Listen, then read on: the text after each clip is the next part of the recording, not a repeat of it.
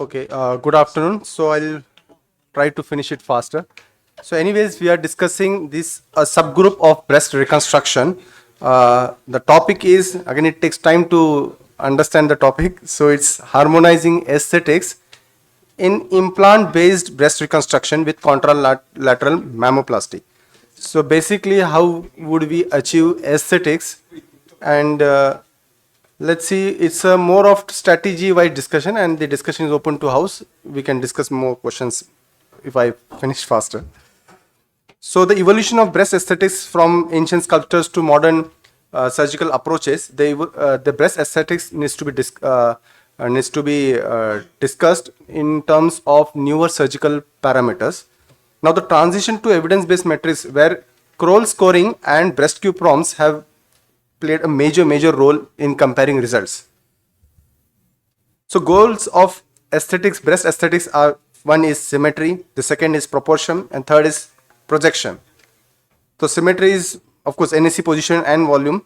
Proportion is the restoring upper pole and the lower pole balance, and projection is the ensuring natural contour and profile in lateral view. So why do somebody require implant-based reconstruction in an era of autologous reconstruction? The main factor has been patient-related factors, patient desires of minimal surgery. And the second thing is the minimal autologous availability of autologous tissue for reconstruction, especially in BRCA positive cancers where patients are younger and they just want to have pregnancy in future, and in order to that they want to avoid diaphragms. So surgical parameters are NSC position, volume distribution and proportionality, projection matching, and adjustment of ptosis with contralateral breast management, and skin elasticity. Especially most of the patients receive radiation therapy. So contralateral mammoplasty becomes a major problem. So the traditional breast assessment criteria have been the parameters have been ptosis, cup sizes, and profiling. Ptosis is again measured in grade 1, 2, and 3, and pseudotosis depending on IMF's NAC position in comparison with IMF. Cup sizes is more of a very subjective term where we make the difference between bust and band circumference, again in classified ABCD. Profile in lateral view, again grade 1 to 3. But these are all very subjective parameters, and what I would suggest is Kroll scoring, which is a very important surgical tool. It's a structured approach to assess contralateral breast for breast reconstruction. So it evaluates volume, ptosis, projection to guide surgical planning and helps achieve symmetry and optimize patient satisfaction. So what it does to compare Kroll scoring in terms of traditional methodology is, so in ptosis evaluation, Kroll scoring not only checks the pseudotosis but it also integrates tissue distribution and anatomical landmarks. For volume, it includes objective volumetric assessment and symmetric evaluation in vis-a-vis cup sizes. Similarly, profile and projection, it also measures contour, and additional factors like skin elasticity is also taken into care. But Kroll scoring is not a validated score. It's more of like a surgical tool to assess our breast surgeries in terms of surgical parameters. But the more validated score is the breast Q. It's a patient-related outcome measures. So if we try to compare Kroll scoring and breast Q scoring in order to achieve breast aesthetics in both and in terms of symmetry. So in terms of symmetry, Kroll scoring integrates both NAC, IMF, and volume. But breast Q is more of a patient-related satisfaction score. In terms of projection, Kroll scoring assesses profile, ptosis, and impact, but in breast Q, it is not directly measured. Again, there is a volumetric evaluation in Kroll scoring. It's an objective method, and it's a very subjective in breast Q. Skin quality is measured in a composite score in Kroll scoring. In breast Q, it doesn't. So clinical utility. So patient satisfaction is clinician-based grading in Kroll scoring, and it is a patient-related scoring in breast Q. So clinical use is Kroll scoring is more useful for surgeon to plan surgeries during surgery, and breast Q is more of a quality of life measurement. And most of the surgeries, you need both Kroll scoring and breast Q to evaluate your surgeries. Now, Kroll scoring is what basically all these parameters are taken into account, and the patients are categorized into low score, moderate score, and higher score. So a low score, so you do direct reconstruction of the main breast and you can ignore the contralateral adjustment. In moderate score, consider contralateral mastopexy or augmentation depending upon the need. In high score, there is much difference between both breasts and you try to either reduce or staged reconstruction is required. So now all this time we were taking into account only the surgical parameters, but there are many other factors where symmetry is being affected. One is radiation, then there are other factors like aging. So in the first case, there is implant based reconstruction in left breast, but simultaneous contralateral mammoplasty was done. But after a few years, because of radiation, the implant had to be removed and patient has underwent into deformity to the extent that she could not abduct shoulder.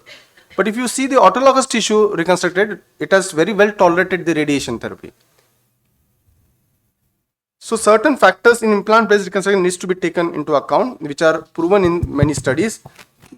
First factor is prepectoral placement versus subpectoral placement of implant. So in most of the mastectomy, these are all mastectomies where whole breast reconstruction is done. So prepectoral will be very, very difficult because the cover, it should be at least 2 centimeters over the implant for the implant to tolerate it. So subpectoral would be better, and the lower pole could be covered with either ADM or latissimus dorsi. Now, the other feature is immediate versus delayed reconstruction in implant-based reconstruction. So immediate would always give a better result. And now the role of PROMs. The breast Q is another major surgical pattern which we discussed, Kroll scoring and breast Q.